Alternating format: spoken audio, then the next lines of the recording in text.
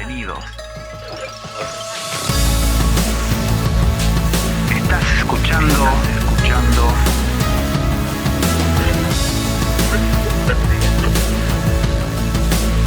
Unos y Ceros Podcast.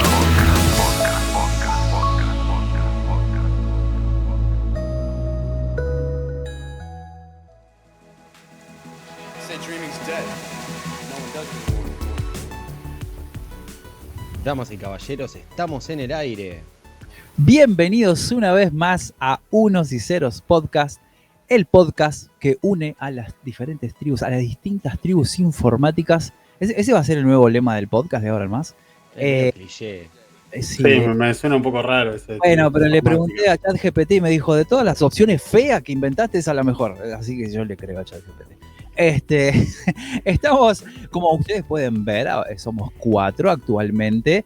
Tenemos un invitadazo, lo voy a presentar, no hace falta presentarlo. Ya estuvo con nosotros el señor Yamil Said. ¿Cómo anda, Yamil? Todo bien, gracias Javi por presentarme, gracias a todos por volver a invitarme. La verdad que la pasé muy bien la vez pasada y espero que hoy también sea un programón como el de aquella vez. Gracias a todos.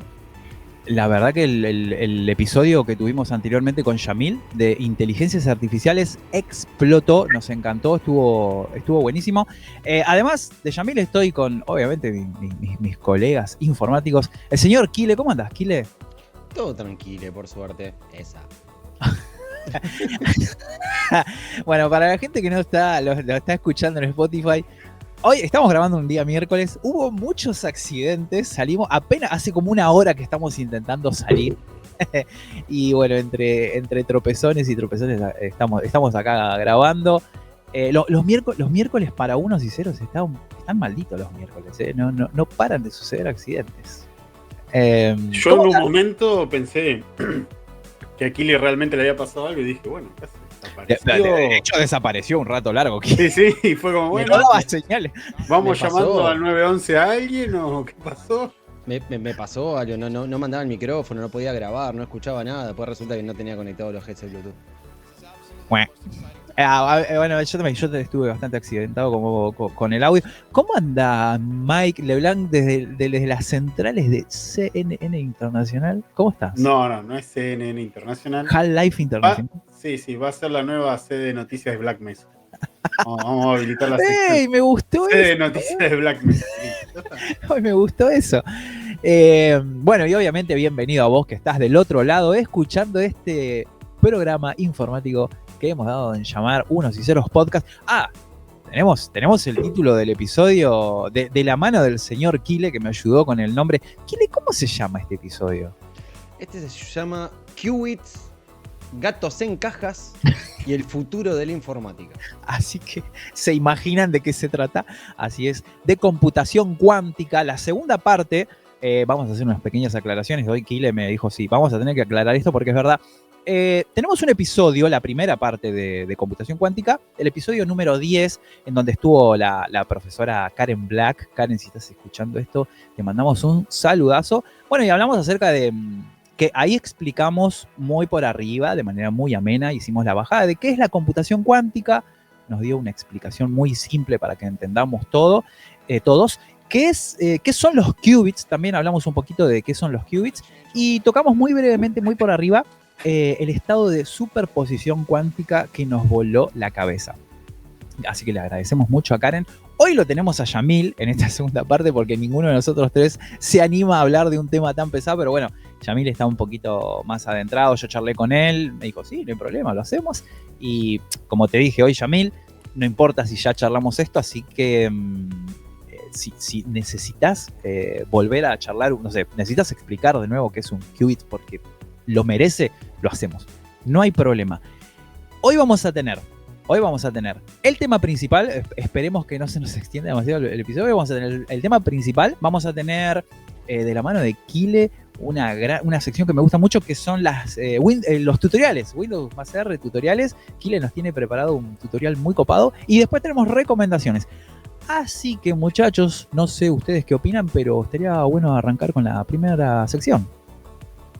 Totalmente, vamos.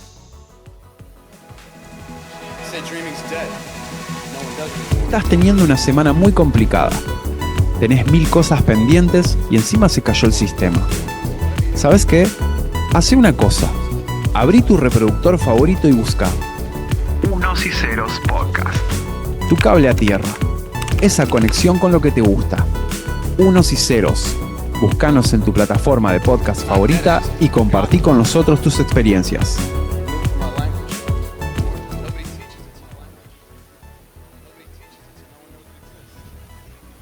Bueno, Yamil, como te dije, estamos súper contentos de volver a tenerte acá. Hoy te vamos a exprimir, como te exprimimos la última vez. Requerimos de tus conocimientos. Y bueno, como dije, vamos a hablar de computación cuántica. Esta segunda parte va a ser un poquito más pesado, este episodio, un poquito menos digerible. Pero bueno, vamos a tratar de... Para eso lo tenemos a Yamil, ¿no? Para que nos haga la bajada de línea, por así decirlo. Tenemos una serie de preguntas para hacerle a Yamil. Y, Kile, ¿te animás a empezar vos? Sí, totalmente. A ver, básicamente, Yamil, para la gente que no está tan metida en lo que es la computación cuántica, a grosso modo y así, explícamelo como si fuese un chico de 5 años. ¿Cuál es la diferencia principal cuantitativa entre lo que es la computación clásica y la computación cuántica? Bueno, perfecto. Tomando lo que decía Javi y lo que dice Kile, está bueno hacer la diferencia, ¿no?, entre computación clásica, computación cuántica, que es una división que también viene de la física, ¿no? Está la física clásica y la física cuántica, ¿no? Uno piensa en física cuántica, digamos, hablando en términos simples, es lo que pasa, digamos, estos sucesos muy extraños que ya mencionó Javi, que es la superposición, y otro que vamos a mencionar después, que es el entrelazamiento. O sea, toda la realidad está hecha de partículas, que es una idea que se comprobó experimentalmente, digamos, a nivel físico.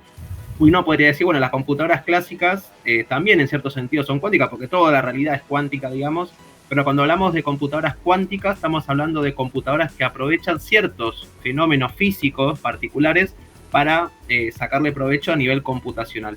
Uno es el entrelazamiento, digamos, y otro es la superposición, que después vamos a hablar, que tiene que ver con los qubits.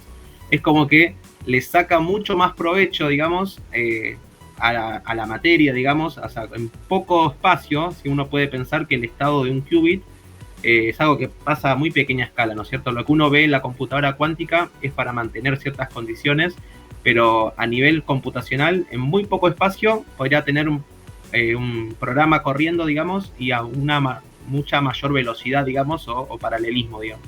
Eso sería, digamos, la diferencia, ¿no? Después vamos a entrar más en detalle, pero básicamente aprovecha ciertos fenómenos cuánticos que no pasa, digamos, en la computación clásica. Está bueno lo que mencionás de que en realidad, o la realidad en sí es cuántica. Hoy, bueno, en mi recomendación voy a mencionar algo así. Yo lo considero así, perdón, por ahí alguna persona un poquito más experimentada puede llegar a corregirme en los comentarios, bienvenido sea, pero para mí, la física, y se han enojado conmigo porque pongo la física sobre la matemática, para mí la física define todo. Y cuando uno empieza a leer un poquito y se empieza a adentrar un poquito en la física cuántica, y más nosotros los informáticos, te das cuenta que sí, que todo es física. Y bueno, cuando vos empezás a relacionar la física con la cuántica, con la computación, decís, no, este mundo es súper interesante y se te abre la cabeza a millones de posibilidades que por ahí no veías, que por ahí preguntas que no te hacías. Me parece súper interesante que la gente, y recomiendo mucho, yo sé que es difícil, pero recomiendo mucho que la gente se meta en el tema de la física. No la física dura y pura, pero por ejemplo, si sos informático y estás escuchando este episodio, léete algo de computación cuántica, es súper interesante, súper interesante. O andá y escuchá el episodio 10 de Unos y Ceros Podcast. Hecha esta aclaración, Miguel, ¿vos le querés hacer alguna pregunta? Yo quiero que todos participemos en este episodio. Bueno, vamos a tirarle una sencilla. ¿Nos querés contar un poco de los orígenes de la computación cuántica? Más o menos, ¿cuándo surge? ¿Cómo surge? Ok, bueno, volviendo otra vez, digamos, la idea de la física cuántica, digamos, la física de partículas, digamos, muy, muy pequeñas, a nivel átomo o partículas subatómicas, ya tiene bastante, digamos, varias décadas. La idea también de entender estas partículas estuvo detrás del desarrollo, por un lado, de las armas nucleares, digamos, ¿no? Yo para poder construir arma nuclear tengo que entender cómo se comporta el núcleo de un átomo. Y es muy interesante porque en la Segunda Guerra Mundial surge, digamos, o sea, todos conocen, digamos, las armas nucleares, las armas atómicas, las bombas, y también la computación. Yo había escrito un artículo que lo conversé un poco con Javi, que digo que en la Segunda Guerra Mundial nace en cierta medida la computación como forma de desencriptar mensajes, esto que pasa en Bletchley Park, que lo hablamos en el capítulo pasado, y también se profundiza, digamos, el conocimiento que tenemos sobre las partículas, digamos, o sea, a nivel de física cuántica. O sea que sus orígenes se pueden remontar a eso, no es computación mezclado con cuántica. O sea, uno se empieza a preguntar, bueno, ¿hasta dónde se puede seguir optimizando? O sea, todos vemos que cada vez se miniaturiza más, digamos, los microprocesadores no crecieron tanto en tamaño, pero sin embargo la cantidad de transistores, que después, bueno, vamos a hablar un poco más, cada vez se integran más y se miniaturizan más. Entonces, una pregunta que uno se puede hacer es, ¿cuál es el límite? ¿Hasta dónde puedo seguir compactando? Y hay un límite de la realidad, como decía Javi, o sea, la realidad es física y en última instancia es cuántica, ¿no? O sea, depende de estas partículas que nos componen a nosotros, que componen toda la realidad. Y hay un límite, o sea, yo no puedo seguir miniaturizando porque me voy a topar con estas partículas. Entonces es una pregunta que surge naturalmente de decir, bueno, ¿hasta dónde, no? O sea, ¿hasta dónde se puede optimizar? Y las computadoras cuánticas vendrían a hacer esta promesa, ¿no? O sea, la idea surge ahí, todavía se sigue desarrollando. Seguramente el año pasado escucharon un montón de noticias que se anunciaron y hay una carrera, digamos, en marcha a ver quién alcanza a construirlas, pero la idea ya se puede remontar a los 80 más o menos, pero los antecedentes incluso vienen desde la Segunda Guerra Mundial. Y te iba a mencionar eso, Yamil, que por ahí uno cree, dice computación cuántica, que no sé, capaz que me equivoco con esta fecha, pero uno cree que esto, o el auge de esto es a mediados de los 2000, que es donde se empezó a hablar un montón, pero claro, la computación cuántica tiene décadas, la cuántica tiene muchos años de investigación, y por ahí uno o por lo menos a mí me pasó con el nacimiento, después de pandemia y el nacimiento de un montón de podcasts de física, sucede que me enteré de muchas cosas, mucha información de cuántica. Pero no, esto venía de hace años. De hecho, haciendo el podcast con ustedes, muchachos, investigando para los últimos programas, me di cuenta que yo estaba re desactualizado. Hay información que lastimosamente no consumí antes. Pero bueno, ese es otro tema, cómo llega y cuándo llega la información. Agregando, Javi, a lo que decís, sí. Y retomando con el otro episodio del podcast, pasa mucho con la inteligencia artificial. O sea, sí. Un rebrote ahora. Lo estaba pensando, sí. Mucha gente piensa como que apareció y tiene ideas que tienen 70 años. O sea, Turing ya en los 1950 estaba hablando de esto. Y ahora quizás aparece la tecnología, o sea, se lleva a la práctica, pero la idea ya es muy antigua. Sí, totalmente. La planificación, la idea, eso existe desde hace mucho tiempo. Está buenísimo lo que decís, porque lo que hacemos ahora es llevarlo a la práctica. Y está bueno, y no sé si está tan bueno en la parte armamentística, pero está bueno en sí la parte científica de todo esto. La parte científica totalmente, súper interesante. El tema de las aplicaciones, pero es como cualquier cosa. Sí. Yo lo veo como, por ejemplo, tomarlo como las armas de fuego. O sea, son una herramienta de defensa, listo, buenísimo. El tema es cómo la usás. Totalmente. Más allá del hecho en sí, o sea, o la cosa en sí. La bomba nuclear, es cómo la usás, no el hito científico en sí. Sí, más allá de la maldad de los humanos, por así decirlo, una discusión ética que se puede tener en otro momento, digo, es una herramienta, es como dice Kila, es tecnología y no es mala. Hay un ejemplo muy, muy básico, muy banal, que dicen, si alguien apuñala a otra persona con un cuchillo, ¿vos qué haces? ¿Le haces juicio al cuchillo? No, le haces juicio a la persona. No tiene sentido hacerle juicio al cuchillo. Pero sí, es como actuamos nosotros con esas tecnologías, con esas herramientas. Está buenísimo. Pero discúlpame, ya metiéndonos un toquecito en ese tema, para también darle un cierre. También vas a tener un montón de gente que va a ser fundamentalista de prohibir los cuchillos, por ejemplo. Sí, ¿entendés? Obvio. Y es lo que pasa acá, o sea, vos tenés cualquier tecnología que te pueda llegar a un hecho en alguna circunstancia, situación o lo que sea, y vas a tener un montón de fundamentalistas que decir, tipo, che, mira, la tecnología está buena por esto y esto y esto, nos puede ayudar un montón, y otros van a decir, sí, pero si esto lo usan para, no sé, hacking, es tipo, listo, me van a robar toda la cuenta del banco, y se van a quedar con eso, ¿entendés? Entonces también hay mucho miedo basado en poca información y en miedo a la tecnología o la plataforma o el producto en sí, lo que sea, pero pasa con todo en realidad, ¿no? Sí. Exclusivamente con esto. Vos dijiste la palabra hacking, está el hacking, está el hacker el hacker ese guacho que quiere toda tu información, y está el hacking ético, tenés a los federales que contratan hackers, esto es real, el hacker no es un tipo malo, el hacker es un tipo que sabe hacer cosas, ¿entendés? O sea, no es malo. Ahora, vos cómo emplees ese conocimiento, si para robar información o para ayudar a resolver un caso, el cracker. El cracker, bueno, el cracker. Bueno, tenemos que hacer ese episodio, Kile. Cuando viniste por la primera vez al programa y hablamos del pibe de sistema, tiraste ahí un par de datos que me los guardé y lo tenemos que hacer sobre esos conocimientos. Kile, vos tenés otra pregunta. Ah, no, a mí me toca. Y acá yo dejé esta pregunta porque a mí me gusta ponerme paranoico, Yamil. Así que agárrate. La pregunta dice así: ¿cuáles son hoy las principales potencias mundiales en cuanto al avance en computación cuántica? Yamil, ¿tenemos que tener miedo de China? Bueno, es un poco lo que estábamos hablando recién, ¿no? Digamos, uno puede evaluar la tecnología de los usos, digamos, que tiene. El ejemplo del cuchillo que es un ejemplo clásico, digamos, que se menciona. Hay que ver si algunas tecnologías quizás permiten más usos nocivos que beneficiosos o en manos de quién. Totalmente. A mí hay una forma de, por ejemplo, volviendo a lo de las armas nucleares, digamos, que mencionábamos antes, hay un escritor, un historiador que dice, por ahí lo conocen, Yuval Harari, que dice, por primera vez en la historia, el humano tuvo la capacidad de ponerle fin a su propia historia. O sea, y eso nunca había pasado antes. Muy bueno. O sea, realmente el armamento que contamos, y eso no pasó nunca en ninguna especie. O sea, hay un botón que si lo apretás es como... Sí.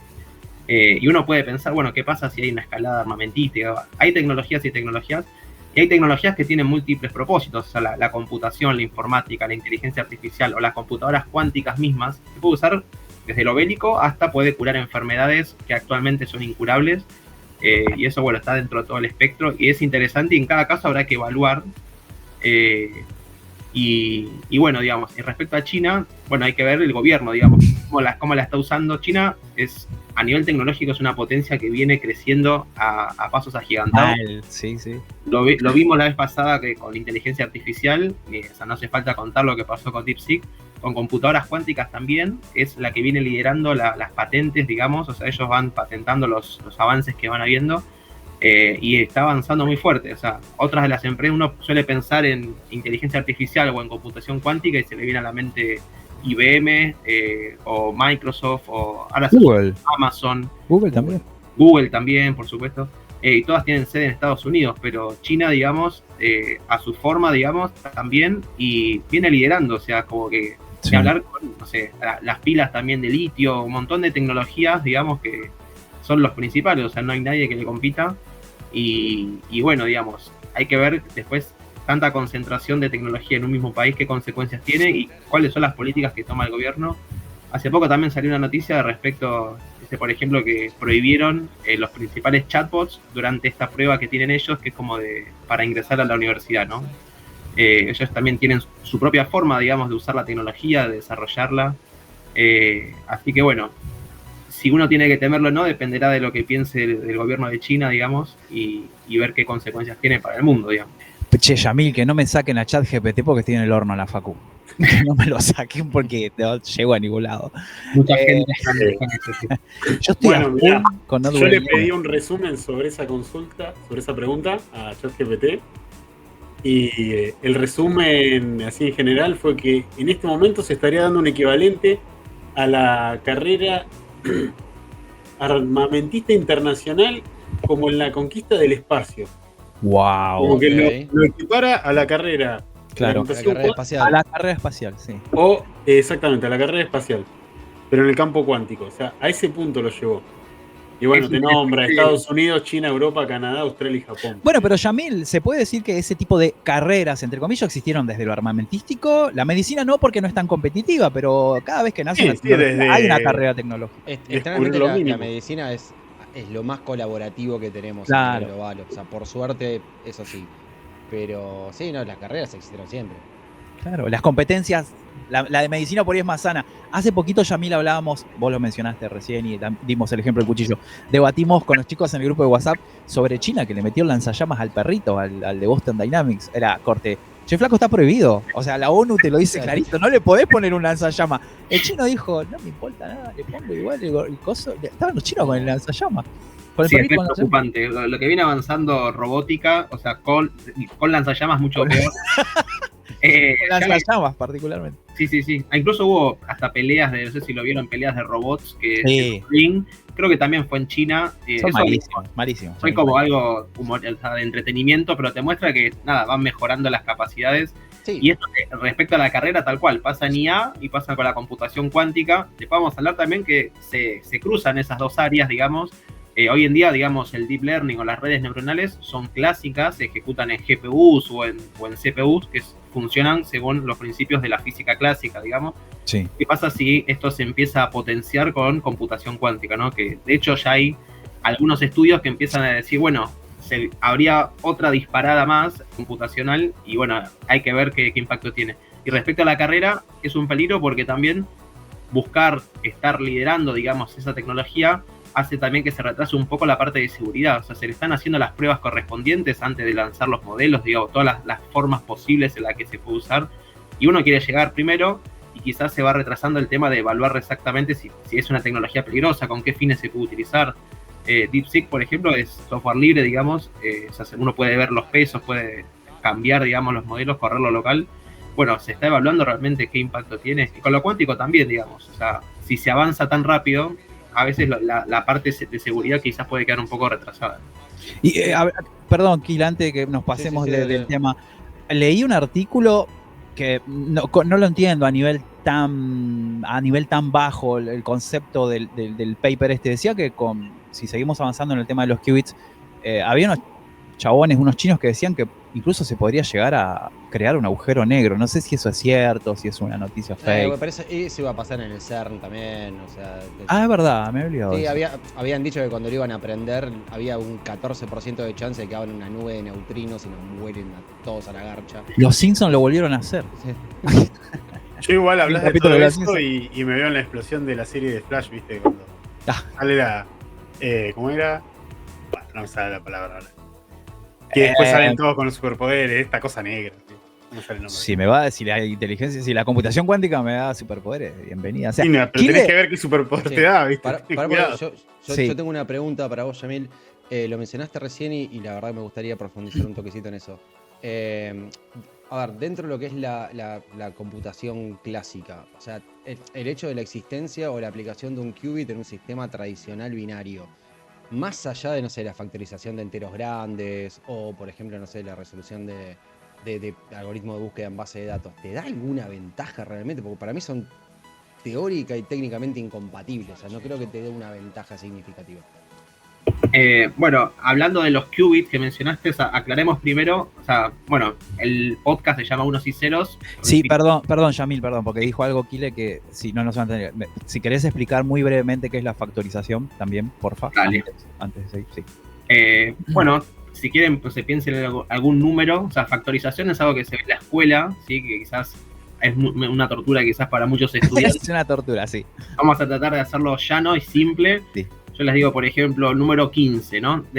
Factorizar quiere decir escribir a un número o a una expresión algebraica como si fuera un producto, ¿no? Recuerden por ahí esto de el orden de los factores no altera el producto. Sí. Los números que se multiplican se llaman factores. Yo les digo 15, por ejemplo, se puede escribir como un producto de 3 por 5.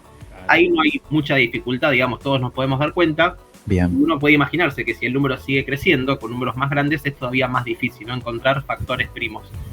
No nos vamos a meter mucho en la matemática, después calculo que aquí se profundizará un poco, pero esto es algo muy requerido, esto de encontrar los factores primos para algoritmos de encriptación. Y eso también obviamente se relaciona, es una de las ventajas que tiene la computación cuántica, es resolver, es encontrar estos factores, o sea que podría romper el cifrado con el que se mantiene la seguridad, digamos, en las redes de información, digamos.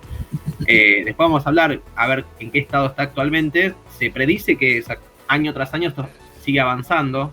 Con la computación cuántica pasa mucho que, lo que hablamos antes, que son ideas muy antiguas, que en la teoría son espectaculares y después en la práctica cuesta, digamos.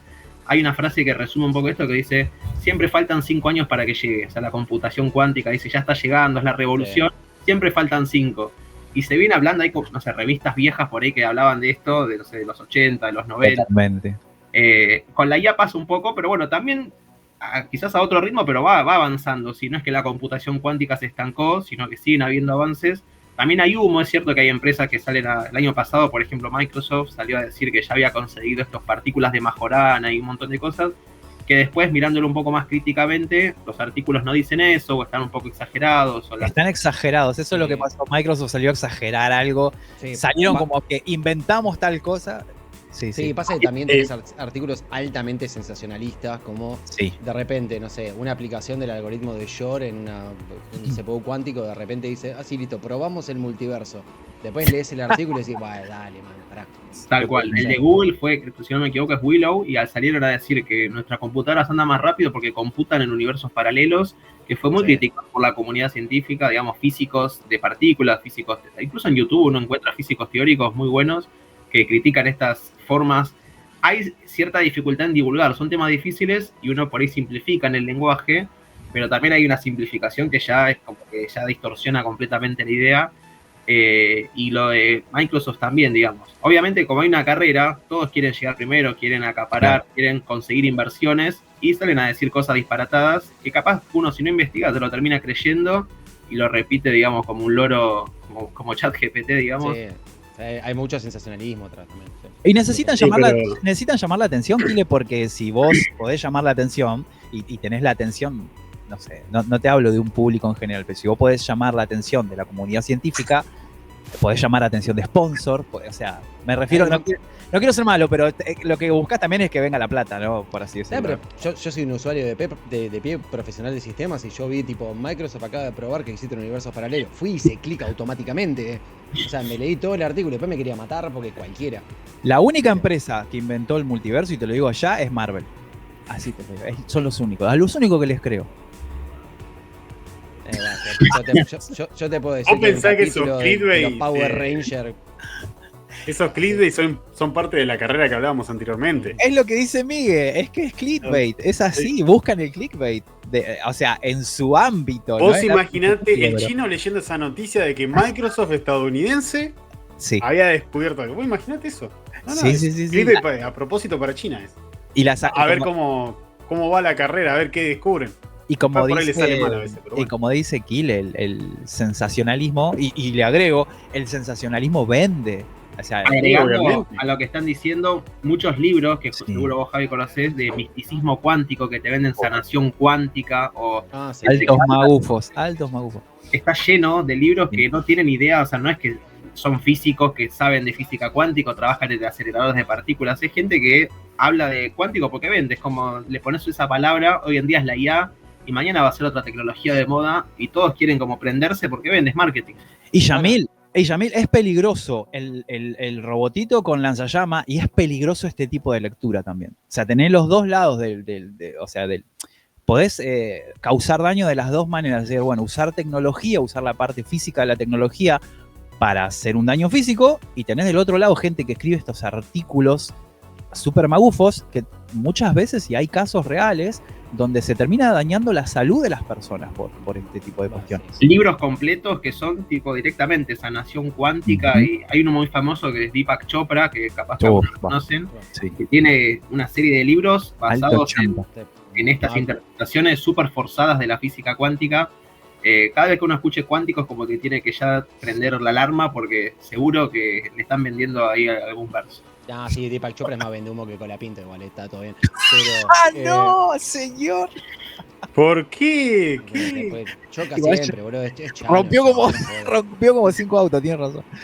Es bueno, tenele fe, ya le va a llegar. Pará. 50 palos ya gasté. Sí, yo que tengo un podcast de sci-fi, más allá de acá de Unos y Ceros, estoy cansado del cliché de sci-fi, de meterle la palabra cuántico a algo para automáticamente hacerlo sci-fi. Es tipo, activen los motores cuánticos. Dale, man, lo explicamos un poco más. Pero por eso nosotros también trajimos a una persona que sabe. Quiero creer que nosotros somos personas responsables con la información. Nos podemos mandar algún chingazo cada tanto porque no somos expertos en todo.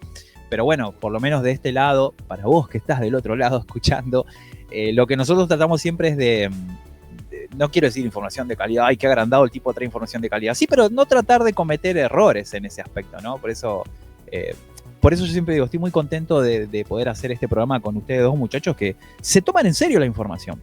Se toman muy en serio la información. Y obviamente tener gente como Yamil, crack total. ¿Podemos seguir avanzando, Kile? Avanzamos. Miguel. Bueno, ya que estábamos hablando de la IA, vamos con lo mismo. A ver, ¿qué es la inteligencia artificial cuántica? Uy, Dios, ¿y qué son las redes neuronales cuánticas? Bueno, tomo la pregunta de Miguel. No sé si la vez pasada hablamos de que hoy en día la inteligencia artificial es específicamente machine learning o aprendizaje automático de redes neuronales profundas. O sea, muchas neuronas artificiales inspiradas en cómo funciona el cerebro humano y de los demás animales. Y una de las características claves de las computadoras cuánticas es lo que se llama el paralelismo cuántico. O sea, estas dos propiedades que mencionamos, que es la superposición cuántica y el entrelazamiento, permiten esto que es paralelismo cuántico. Las redes, si uno mira el dibujito, no sé si alguna vez vieron, que tienen como hileras, se llaman capas, y tienen neuronas, digamos, que procesan la información de manera paralela. ¿Cómo funciona? O sea, en cierto sentido el cerebro, ¿no? Que tiene muchos caminos paralelos. Y el paralelismo, digamos, es una justamente de las ventajas que tienen estas computadoras cuánticas. Si uno piensa en computadoras clásicas, o sea, hay paralelismo, si uno piensa, no sé, los multinúcleos, digamos, pero fundamentalmente es una ejecución serie. Para algunos que hayan programado van a ver que los programas se ejecutan instrucción por instrucción de manera secuencial. Tenés el pipeline secuencial. Claro, exactamente. La cantidad de threads. Y nos cuesta pensar quizás de manera paralela, pero digamos las redes neuronales, las redes neuronales artificiales, cuando las ejecuta también es como que ese paralelismo se termina convirtiendo en serie y como un cuello de botella, ¿no? O sea, tanto en las CPUs, hay otros hardware que se empezaron a implementar, que son las GPUs, las unidades de procesamiento gráfico, que aprovechan justamente el paralelismo, pero sigue siendo clásico. Y lo mismo que las TPU, que son las unidades de procesamiento tensorial, si no me equivoco las desarrolló Google, como que se está buscando optimizar, digamos, el tiempo, digamos, que si lo puedes hacer de forma paralela, vas a tardar mucho menos en el entrenamiento de los modelos y en la inferencia. Cuando vos le haces la pregunta GPT, a veces tarda, y es porque hay un cuello de botella, digamos, computacional. Con las computadoras cuánticas sí se consigue, que después vamos a hablar de las limitaciones, ¿no? Porque en teoría, obviamente, suena todo muy lindo, pero en la práctica es como que sigue siendo una promesa, como que todavía no se vieron grandes efectos. Bueno, si se consiguiera, podría revolucionar más todavía la inteligencia artificial. O sea, que podría llegar a un nivel, o sea, si se cumplen las predicciones teóricas, sería un nivel inimaginable. Es como cuando, volviendo otra vez, lo de las armas nucleares, ¿no? Como que Einstein dice, bueno, hay una equivalencia entre masa y energía. En poca masa, en poca partecita de materia hay un montón de energía concentrada.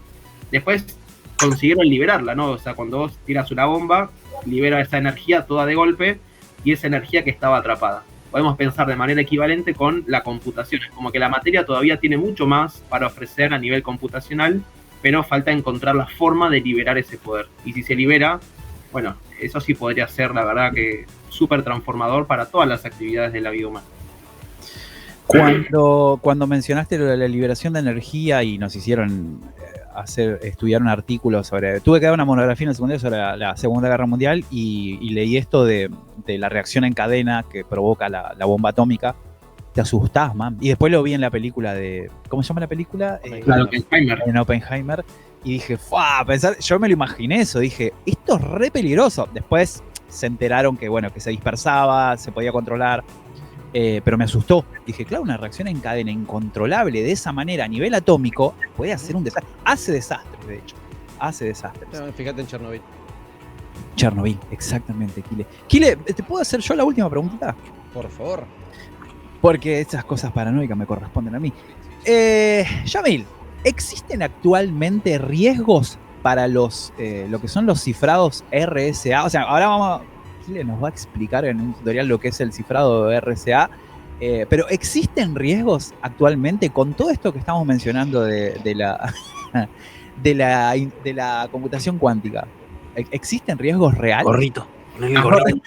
No es gorrito eso. Me encantaría que sea gorrito, pero no es gorrito. Hasta ahora, junio 2025, y de lo que yo conozco, digamos, de artículos, entiendo que no. Sí. Pero si uno ve la curva, o sea, pasa como en todo, ¿no? Como que si uno ve la foto, uno diría que no. Pero si ves cómo está avanzando, quizás se aproxima dentro de poco. O sea, lo que tengo entendido es que el año pasado un artículo, creo que era de investigadores chinos, que habían conseguido romper hasta 50 cifras. O sea, esto de encontrar los factores primos. Y entiendo que los algoritmos, no sé si andan como alrededor de los 1000, 2000, como que todavía hay un buen margen, pero bueno, se sigue avanzando y otra vez, en teoría puede alcanzarlo y eso sería, digamos, de hecho ya se está investigando cómo poder compensar, ¿no? Esto creo que le llaman algoritmos de cifrado postcuántico o formas alternativas para poder evitar que esto suceda, porque sería un caos a nivel seguridad, por lo que tengo entendido. Porque primero va a aparecer la trampa antes que la solución. Eso es un problema. Y pensar en el tiempo que puede llevar desarrollar una solución es un problema también. Así que no, ¿a quién me iban a poner el gorrito? ¿Viste que tenía razón? Es que aparte, Javi, o sea, hay algo que se llama el algoritmo de Shor, que básicamente es un algoritmo cuántico, que se aplica en la computación cuántica para descomponer en factores un número.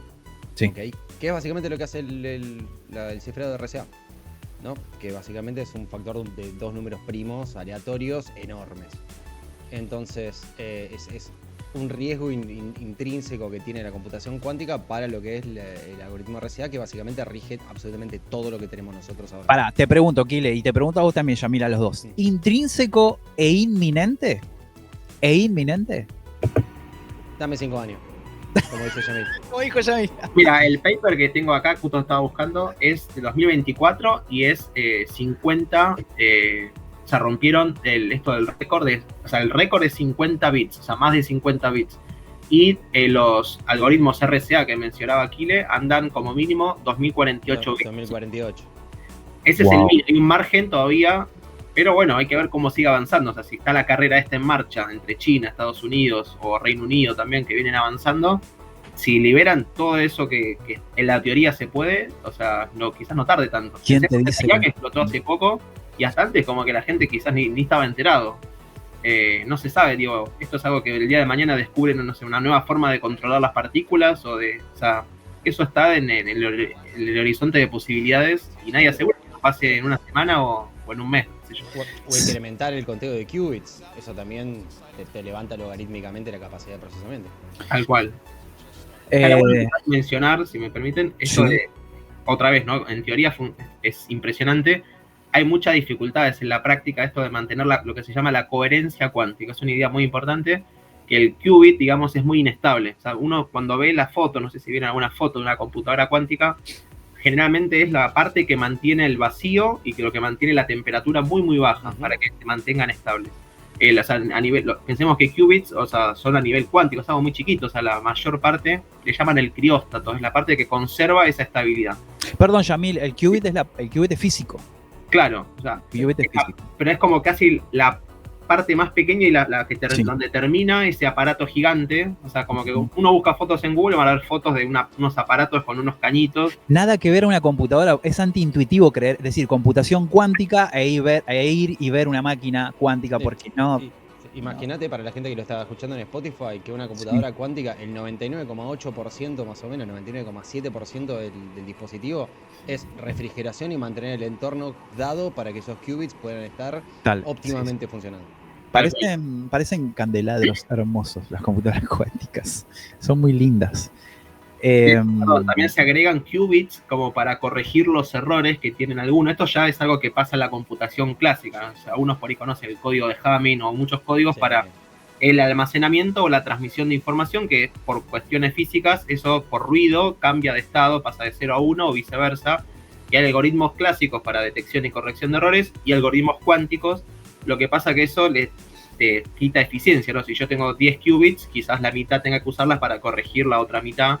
Y eso obviamente te limita si son muy inestables, además de las condiciones de ultra alto vacío y de muy bajas temperaturas cercanas al cero absoluto. O sea, son condiciones muy particulares y por eso es todo ese aparataje, digamos, para mantener eso. Es el análogo del bit de paridad que tenemos en networking para hacer el control de errores, pero ahora, claro, una computadora cuántica que requiere un consumo masivo de energía y tiene que dar unas condiciones de temperatura tremendas.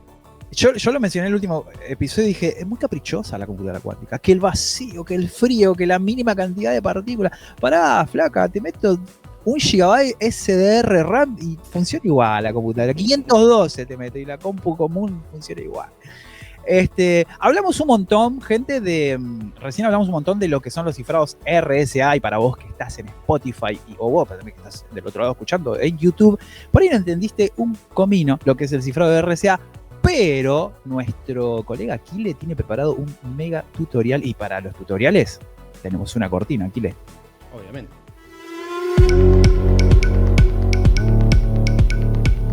Guías, tips y consejos. Aprende con nosotros en Windows más R. Los tutoriales de Unos y Ceros Podcast.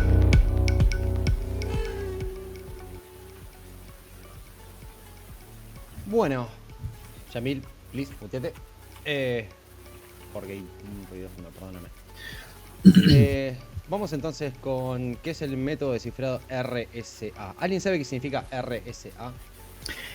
Decilo, yo sí, pero decilo. Re seguro algoritmo. Así, Yo te iba a decir el nombre original, que es Rivest Shamir Adleman. Claro, sí. Si hay algo que nos dio los 70, más allá de rock progresivo y un montón de películas recontra animadas de David Lynch, nos dio también muchísimos científicos, ¿ok? Sí. En los años 70, creo que fue en el 77 o el 78, Rivest, Shamir y Adleman básicamente lo que decidieron fue, con pizarra y tiza en un pizarrón, establecer un sistema, vamos a establecerlo de esta manera, para poder transferir información del punto A al punto B de manera segura. ¿Ok? ¿Cuál es la idea? Usar números primos grandes, ¿ok? No estamos hablando de 5 o 6 dígitos, estamos hablando de números, como dijo Yamil acá, hasta de 1024, 2048 bits. O sea, son unos números importantes, bastante grandes. Y la cuestión es la siguiente, o sea, si vos multiplicás dos primos, uno por el otro, el resultado es fácil de sacar, ¿ok? Pero si alguien viene y te pregunta, decime qué primos hicieron este número X, te volvés loco, ¿ok? Buscar, o sea, la inversa de la factorización es muy, muy, muy difícil. Ahí te quiero ver. O sea, es como básicamente que te den una torta hecha y que te muestren la foto antes de la torta y que te digan, che, mostrame qué huevos se usaron para hacer esa torta. ¿Ok? Es ese nivel de complejidad. Eso es lo que se llama criptografía asimétrica, básicamente. Hay dos tipos de llaves. Y ahora voy a poner un grafiquito acá para meterlo. ¿Ok? En la criptografía asimétrica hay dos tipos de llaves. Tienes una pública y una privada.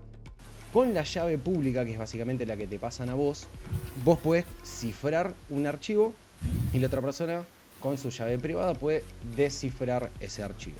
¿Ok? ¿Cómo?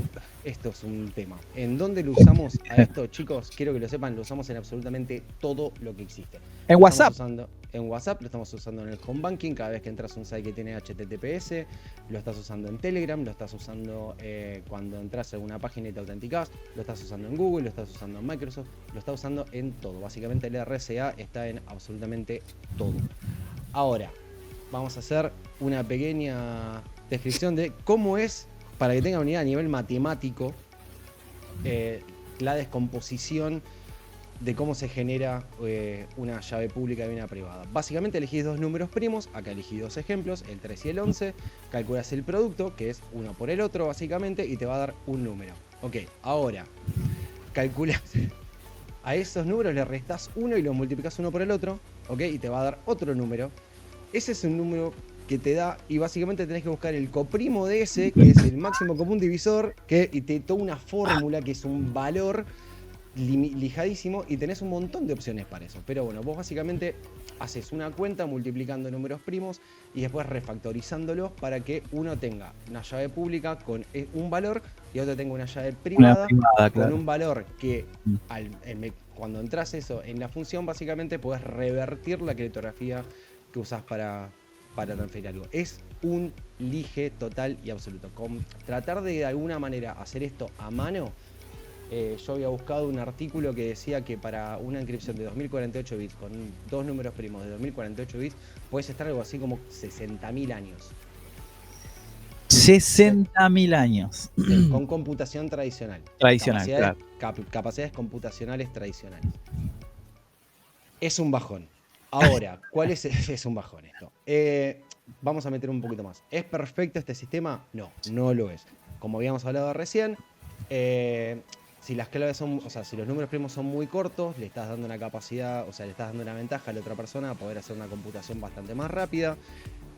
O la manera en la cual aplicas RCA quizás está mal, entonces no es tanto la herramienta que usas, sino cómo la estás usando. Entonces hay muchos casos en los cuales se vulneró seguridad con RCA, es porque la aplicación del RCA estaba mal, no porque el RCA esté vulnerado, por así decirlo.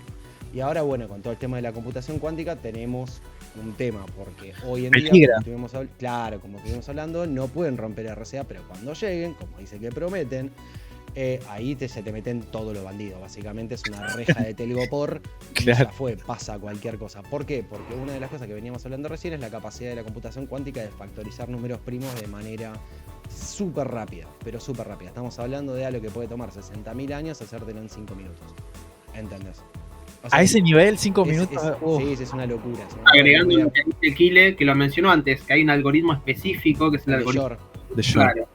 No sé si querés contar un poco, pero es una de las formas de... O sea, el hardware cuántico todavía es medio una promesa, pero el algoritmo ya existe y se probó la utilidad para romper, digamos, el RCA. Es un algoritmo específico que permite factorizar, digamos, en números primos, que sería una de las principales aplicaciones que tendría si se consigue, digamos, mantener esta estabilidad de los qubits. Perdón, ¿se probó para tratar de romper el cifrado? O sea, el algoritmo con números chicos.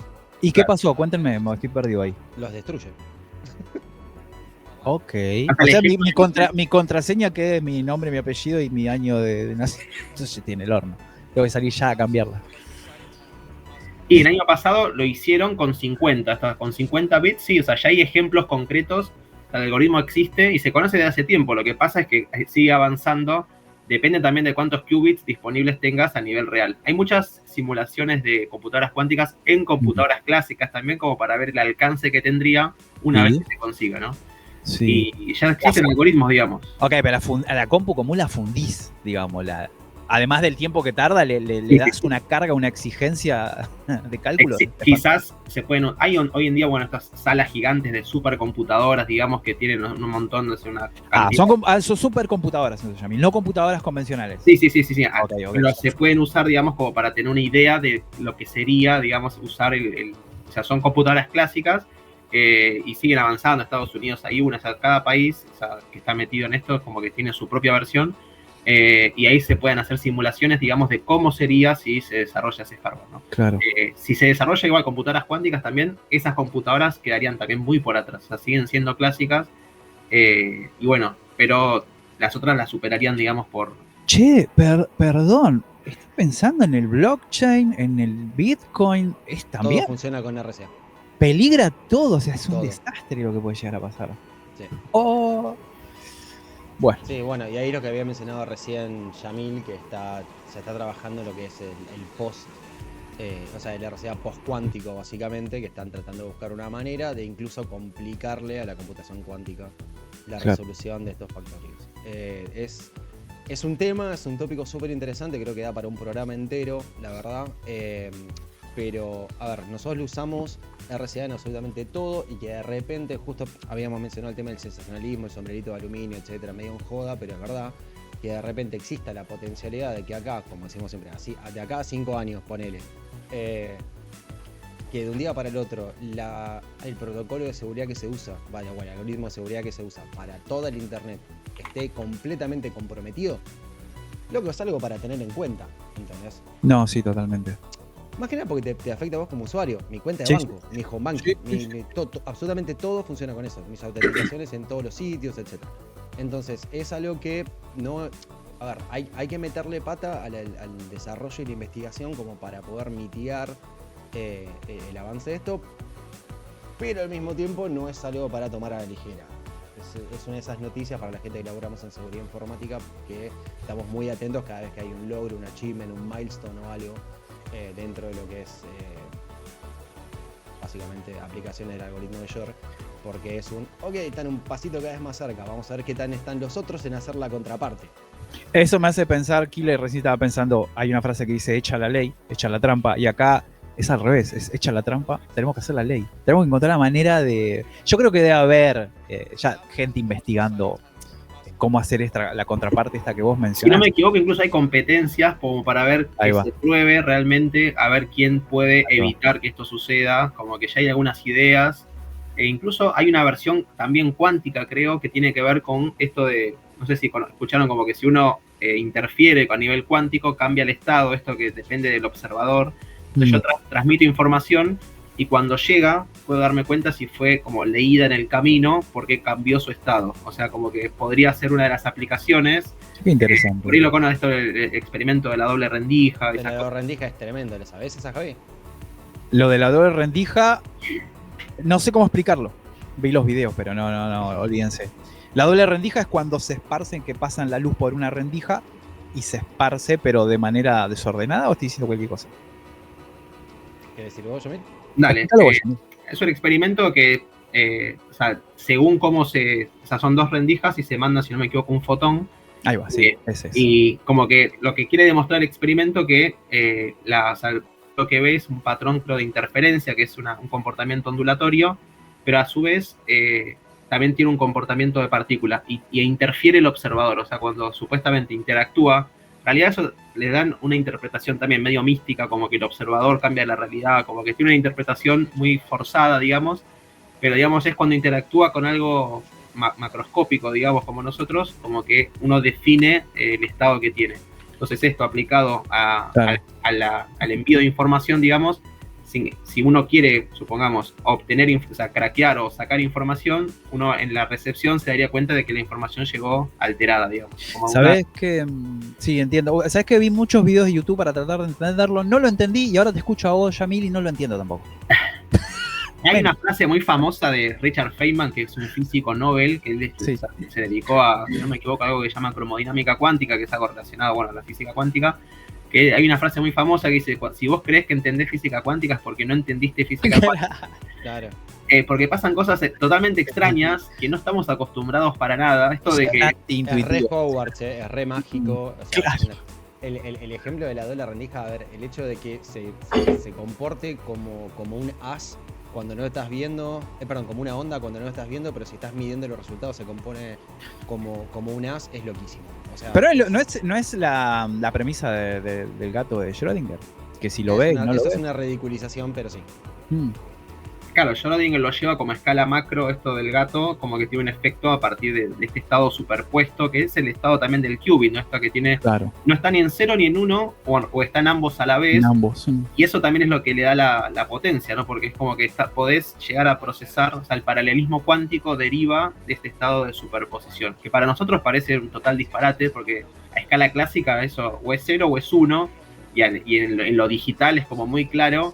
Bueno, a nivel cuántico eso no funciona y nos parece extraño porque nuestro cerebro, digamos, evolucionó, no sé, para conseguir comida, para conseguir refugio, no para entender la realidad a su escala más pequeña, y generó mucho debate y el día de hoy se sigue investigando y hay experimentos súper antiintuitivos que nos cuesta mucho entender y aceptar, pero la realidad, digamos, es así, o sea, es extraña. Nos parece extraña porque no estamos acostumbrados. Claro, y la comunidad científica sigue intentando encontrar la conexión, ¿no? Entre lo cuántico y nuestra física convencional. Nosotros estamos hablando de algo muy superficial acá, tratando de entenderlo, pero si la comunidad científica todavía no lo resuelve, perdón. Hay una gran brecha en física que está como la parte cuántica, que se quiere reconciliar con la parte de la relatividad, de la gravedad. Física tradicional, claro. Claro. Y todavía es como que se sigue buscando como un modelo unificado. O sea, a veces yo enseño matemática también y por ahí la gente piensa como que ya está todo encontrado. En matemática y en física sigue habiendo debate y sigue habiendo preguntas fundamentales que no se responden del todo. También avanzamos muchísimo.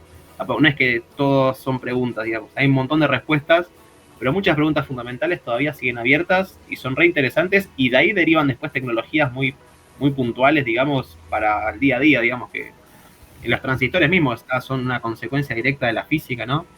Totalmente.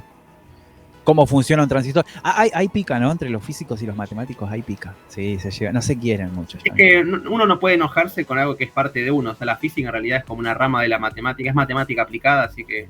Pero para.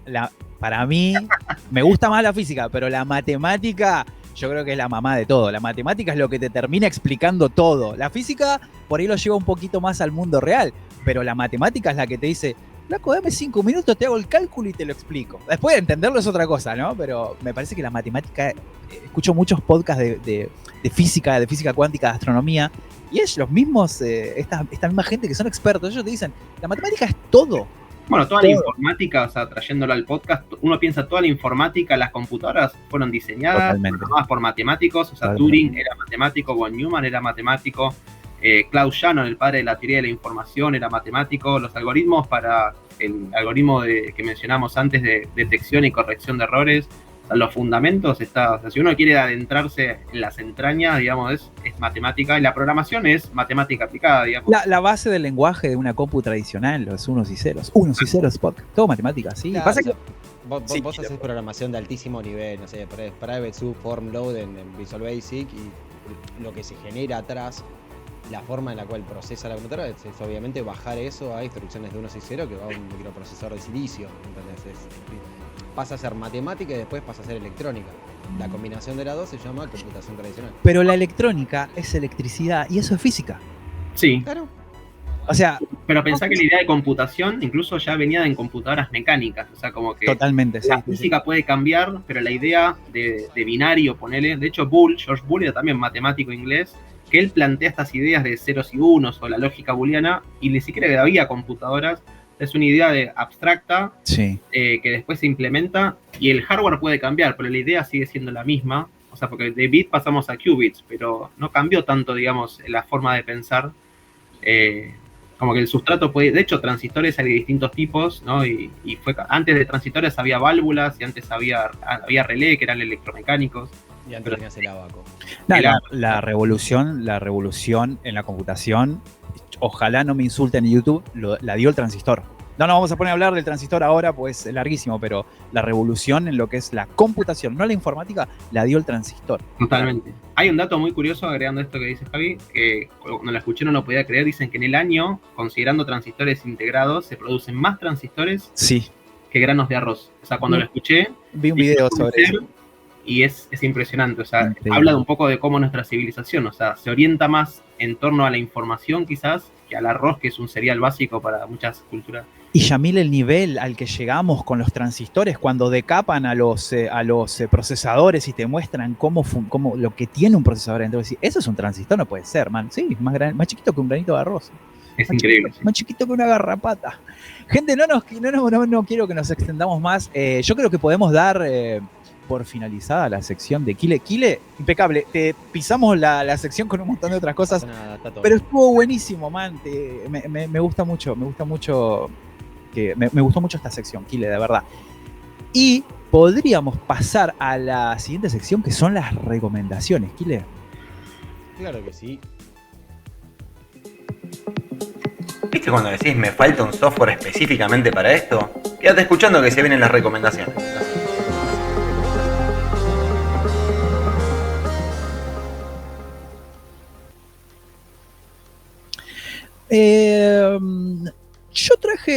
Yo pensé esto, ¿no? Mi recomendación de día de fecha, yo pensé esto, dije, cuántica, física, astronomía tiene mucho que ver con la física, vamos con esta recomendación astronómica, dije yo. La recomendación del día de fecha, el nombre de mi recomendación es Stellarium. ¿Qué es Stellarium? ¿Para qué sirve Stellarium? Stellarium es un planetario virtual. Stellarium es un planetario virtual que permite utilizar tu ubicación actual en tiempo real. ¿Para qué?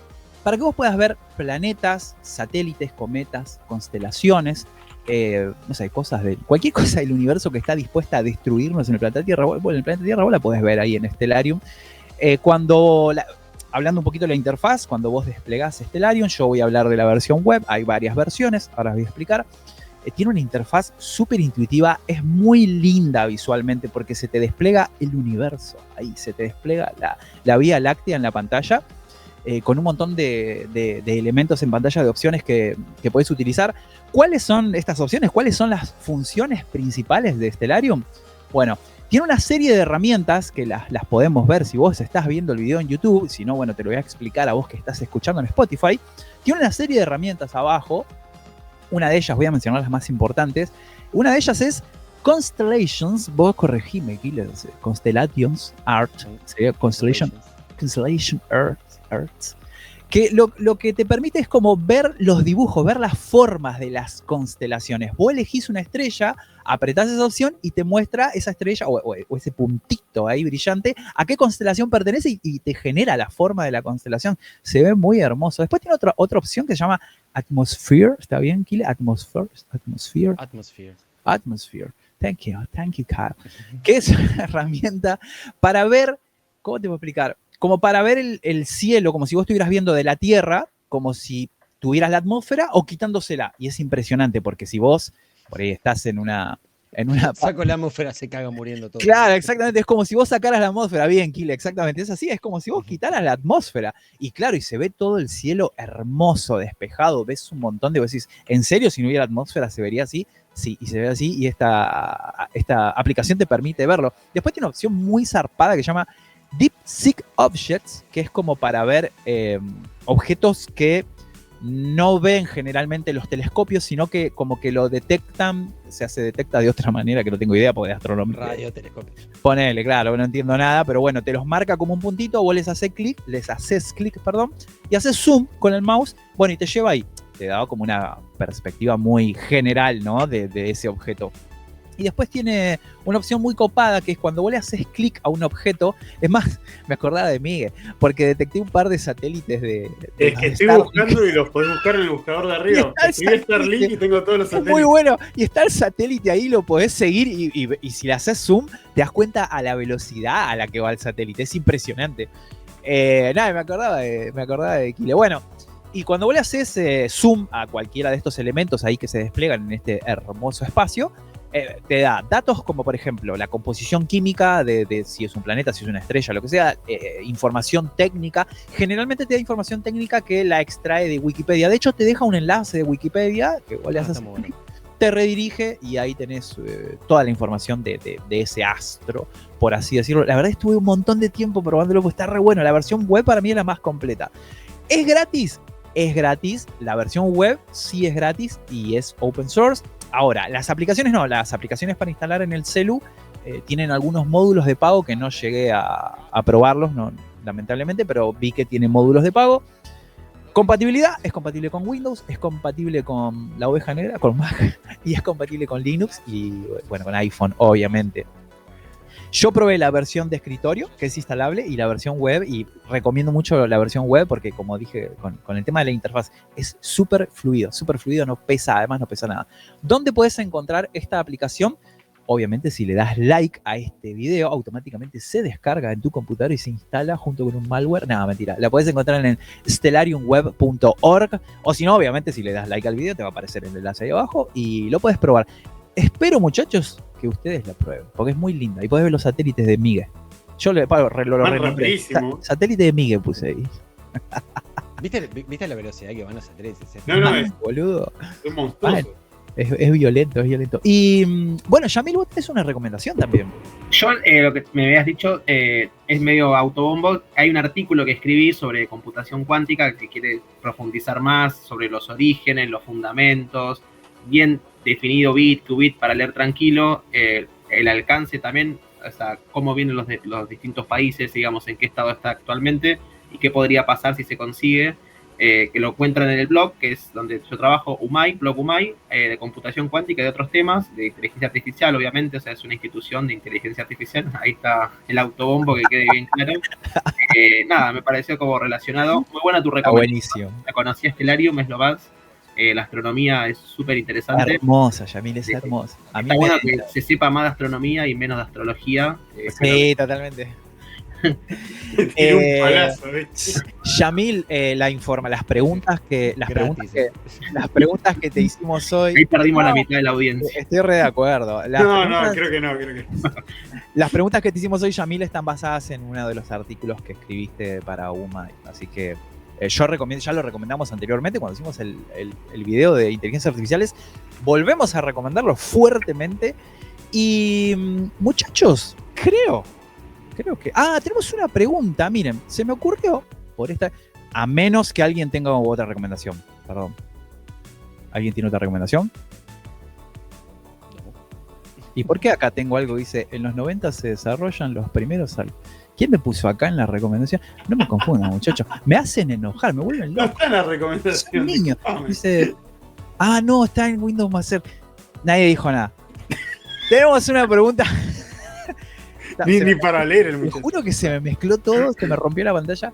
Tenemos una pregunta para vos, oyente de Unos y Ceros Podcast. ¿La querés responder? Podés dejarnos ahí en los comentarios de YouTube, podés dejarnos también en los comentarios de Spotify, la plataforma que a vos se te cante. ¿En qué área te gustaría ver aplicada la computación cuántica en el futuro? No sé, ponele, ¿te gustaría verla aplicada en qué? ¿En la medicina? ¿En la educación? ¿En los videojuegos? A mí me gustaría verla aplicada en los videojuegos. No sé, ahí te dejo una A mí pregunta. me gustaría verla aplicada client side, ¿no? O sea, del lado del usuario, Sí. para todas estas páginas de juegos de azar y qué sé yo, porque claro, con el tema de la superposición ya podés saber dónde va a caer la ruleta. Entonces, tipo, eso necesito es muy eso, bueno. urgente. Agregando esto que están diciendo, es de una de las primeras ideas que tuvieron, digamos, para desarrollarla es simular justamente sistemas cuánticos. Hoy en día es muy difícil predecir.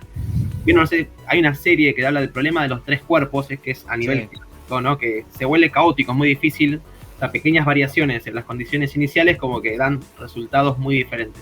Y a nivel cuántico también muchas variables, y una de las aplicaciones es modelar justamente sistemas cuánticos, y tomando lo que decíamos antes, que en última instancia todo es cuántico, o sea, podríamos tener modelos mucho más exactos de materiales o medicamentos a nivel partícula, que sería hoy en día y es muy difícil, es casi inalcanzable, pero con la computación cuántica se abrirían todas esas posibilidades que también serían impresionantes, ¿no? Si se consigue. Sí, aparte del procesamiento de cantidades masivas de información en simultáneo, con la parte de la predictibilidad de determinados outcomes o resultados, también le podría dar, por ejemplo, alertas tempranas para desastres naturales a la gente. Meteoritos. O sea, ¿Estabas que, pensando esto? que me avises 10 minutos antes que va a haber un terremoto es un montón, chabón.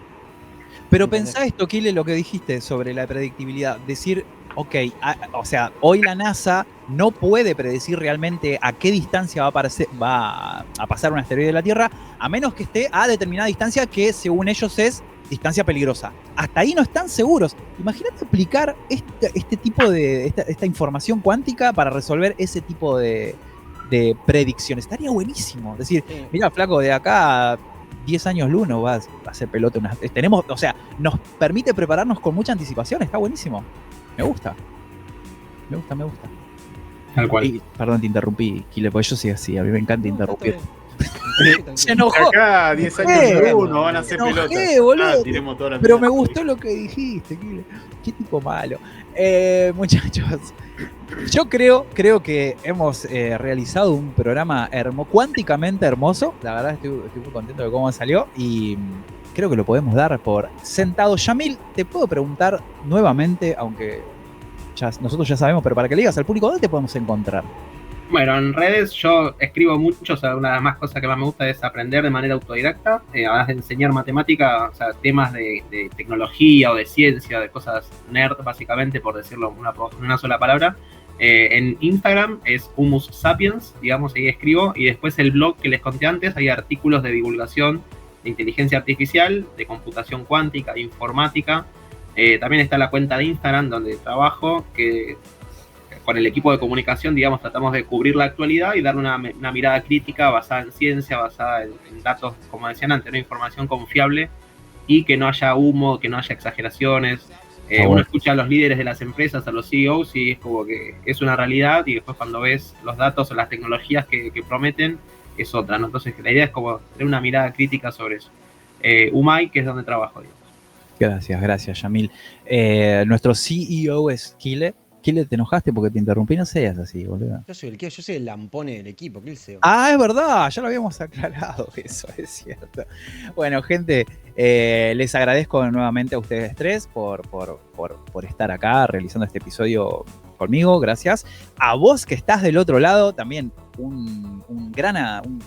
te quiero mandar un abrazo informático por llegar hasta acá, porque yo sé que hoy dimos un poquito, me pareció a mí que es información un poquito más pesada con respecto a la del episodio número 10, pero gracias a Yamil podemos hacer la bajada de línea. Intentamos hacer lo que podemos, gente. No somos expertos, ninguno de acá es físico cuántico ni astrofísico, pero bueno, intentamos llevarte a vos que por ahí tampoco estás tan adentrado como nosotros, hacer la bajada de línea para que entiendas un poquito más sobre esto y empezar a tener cuidado de China, porque los robotitos con... No importa cuándo escuches esto, o sea. No importa, los robotitos con lanzallamas son una realidad. No quiero asustarte. Muchachos, les agradezco un montón. Yamil, te quiero agradecer un montón y no sé si querés decir unas últimas palabras. Bueno, Yamil. gracias por haberme invitado nuevamente, yo la pasé genial, estuvo buenísimo, la verdad es un tema, como dijiste, pesado, cuesta. Sí. Yo tampoco soy físico, aclaro, y nada, trato de darle un enfoque desde la informática y desde lo que sé. Hay mucho para profundizar, o sea, daría para varios capítulos y cuesta, es difícil a veces dar información rigurosa y a la vez que sea accesible. A veces es como un tira y afloja, porque si es demasiado accesible, capaz que estás sobresimplificando y perdiendo cosas importantes. Ya vieron, el algoritmo RCA es meterse en matemática y cosas que hablamos de números primos, así que hablamos también de partículas que pueden estar en dos estados a la vez, cosas extrañas. Pero bueno, creo que hicimos un buen episodio y gracias a todos por haberme invitado nuevamente. Gracias a vos, Yamil. Sí, como Pablo a veces nos reta al profe que está con nosotros también. Es parte de... Pobre Miguel. Ay, Dios. Para la gente que no está en el grupo de... Yo les dije. Que no está en YouTube, ¿verdad? Yo voy a estar así acá presente y nada más. A ver, vamos a entender algo. Acá todos nos especializamos en una rama de la informática, ¿no? Miguel por ahí es más de las redes, es obvio, hoy va a estar un poco más como oyente. Pero mira, Miguel, en este momento, este es tu momento. Miguel, últimas palabras.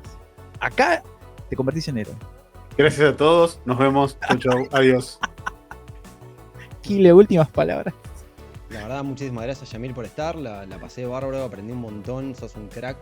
Vayan a seguirlo en todas sus redes sociales porque seguramente van a aprender un montón de cosas. Sí. Me encantaría tenerlo de vuelta, tengo un montón de preguntas sin contestar. Me parece que también podríamos darle otro tono al programa. Después tengo que terminar de darle forma a mi cabeza, pero me gustaría invitarte a algo de mi autoría. Que obviamente va a conducir Javi, obviamente. Pero nada, mil gracias por estar, sos un genio. A todos los que nos están escuchando, si no entendieron una goma, vean el primer capítulo de computación cuántica, que quizás van a entender menos, porque como dicen acá, si entendiste la física cuántica, no entendiste la física cuántica. Kile, por favor, hoy mencionaste SciFans, que es un podcast que me gusta mucho. ¿Dónde te podemos encontrar? Nos pueden encontrar en revista Toma 5 o como R Toma 5 en Twitch. Ahí hacemos un magazine de cine, series y de lo que es cultura popular. Después tenemos otros varios productos dentro de lo que es revista Toma 5, pero bueno, los jueves a las 22 horas en vivo y los martes por medio sale SciFans. No está saliendo hace un tiempo por temas personales, pero el martes que viene sale. Bien. Dicho todo esto, si no entendiste nada, está perfecto. Significa que es normal. Capaz que sentís que entendiste y que no entendiste a la vez. Estás en un estado de superposición cuántica de entender y no entender, que si alguien te mira, quizás entendés. Claro, que no te pregunten nada porque capaz que ahí te cuenta. Gente, nos vamos con esto. Es hermoso cierre. Nos vemos la semana que viene, creo. Chau, chau. Adiós.